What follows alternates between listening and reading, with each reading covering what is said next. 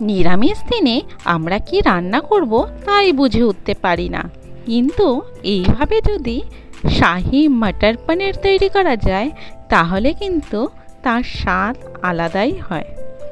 নমস্কার বন্ধুরা, দুর্গাস ব্লগে আপনাদের অনেক অনেক স্বাগত। আমার আজকে নিউ রেসিপি শাহি মটর পনির। এর জন্য আমি নিয়ে নিচ্ছি ক্রিম পনির। ক্রিম পনিরটাকে ঠিক এইভাবে টুকরো টুকরো করে নিতে হবে। সব পনিরগুলো আমি কেটে নিচ্ছি। মটর পনির তো আপনারা অনেক রকমভাবে বানিয়েছেন, একবার এই রকমভাবে ট্রাই করে দেখুন, দারুণ লাগবে। পনিরগুলো আমার টুকরো টুকরো করে কেটে নেওয়া হয়ে গেছে।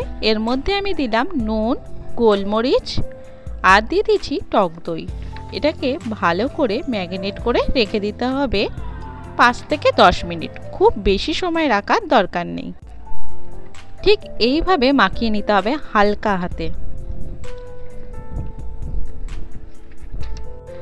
আর লাগবে আমার আলু চৌকো চৌকো করে কাটা আর টমেটো, কাঁচা লঙ্কা। এইবার আমি চাল মগজ আর কাজু বাদাম একসাথে বেটে নেব। মিক্সি জারের মধ্যে ওই পেস্টটার সাথে একটা কাঁচা লঙ্কা আর যেই টমেটোটা রেখেছিলাম সেটা কুচি করে ওর মধ্যে দিয়ে দিলাম। এর একটা পেস্ট করে নেব একসাথে।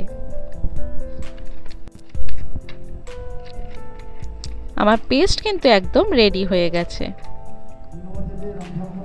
আর আমি একটা কড়াই বসিয়ে নেব, তার মধ্যে দিয়ে দিচ্ছি সাদা তেল। আমার রান্নাটা কিন্তু সম্পূর্ণ সাদা তেলেই হবে।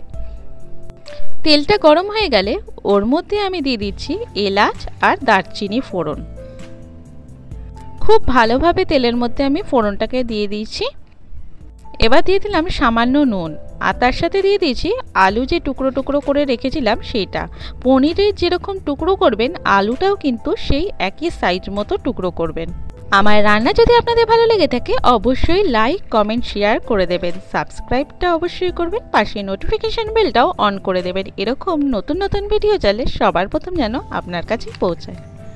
আমার আলুটা মোটামুটি ভাজা হয়ে গেছে, দেখুন সেদ্ধও হয়ে গেছে। আলুটা কিন্তু কোনো একটা কালার আসেনি। আমি আঁচ কমিয়ে হালকা আঁচে ভেজেছি। ওর মধ্যে মটরশুঁটিগুলো এর মধ্যে দিয়ে দিয়েছি। ওগুলো হালকা নাড়াচাড়া করে নেব যতক্ষণ না এর কাঁচা গন্ধটা যাচ্ছে। এটা ভাজাটা হয়ে গেছে।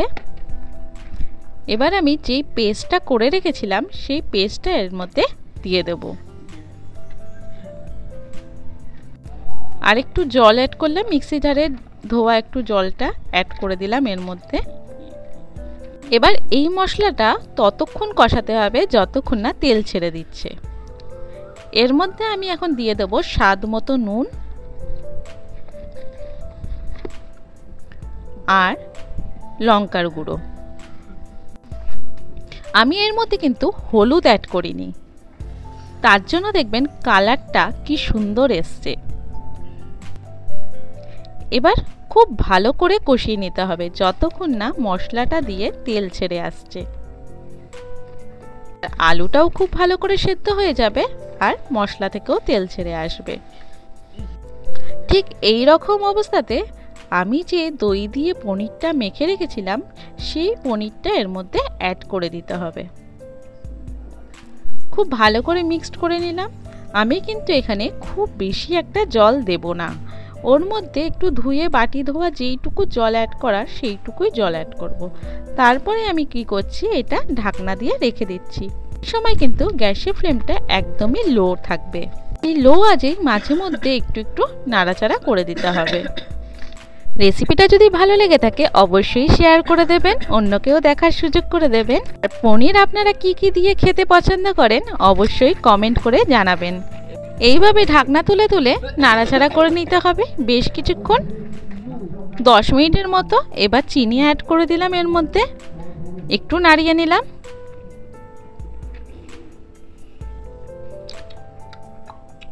এই রান্নাটা করার সময় একটা জিনিস মনে রাখবেন, গ্যাসের ফ্লেমটা কিন্তু একদমই লো রাখবেন। এবার আমি সানরাইজের শাহি গরম মশলা এর মধ্যে অ্যাড করে দিলাম। এবার আমি এর মধ্যে কসুরি মেথি একটু অ্যাড করে দিলাম। একটা জিনিস মনে রাখবেন, কসুরি মেথি দিলে কিন্তু এর মধ্যে ধনেপাতা দেবেন না, তার গন্ধটা কিন্তু আলাদা হয়ে যায়। গ্যাসের ফ্লেমটা বন্ধ করে দিয়ে 5 মিনিট ওর মধ্যে রেখে দেবেন কড়াইয়ের মধ্যে, তারপরে একটা কন্টেনারে ঢেলে নেবেন। কি সুন্দর কালারটা এসছে দেখুন, দারুণ টেস্টি, দারুণ। এটা লুচি, পরোটা, আমি তো এটা সার্ভ করেছি ফ্রাইড রাইসের সাথে। আপনারা কিসের সাথে সার্ভ করতে পছন্দ করেন অবশ্যই কমেন্ট করে জানাবেন। প্লিজ আমার চ্যানেলটিকে সাবস্ক্রাইব করবেন। Thank you.